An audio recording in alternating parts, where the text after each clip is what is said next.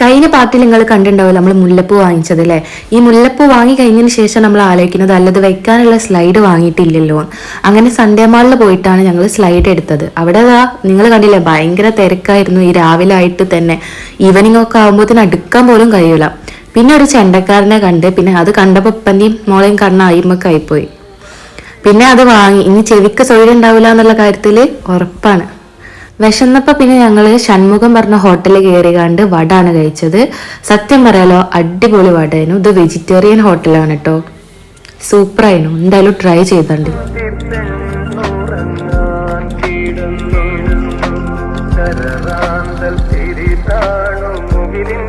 ഇവിടെ നമ്മൾ നേരെ പോകും നമ്മുടെ സ്വന്തം കാലിക്കറ്റ് ബീച്ചിലേക്കാണ്. നട്ടുച്ച സമയത്താണ് ഞങ്ങൾ അവിടെ എത്തിയത്. അതുകൊണ്ട് തന്നെ കുറേ നേരം ഒന്നും അവിടെ സ്പെൻഡ് ചെയ്യാൻ പറ്റിയിട്ടില്ല.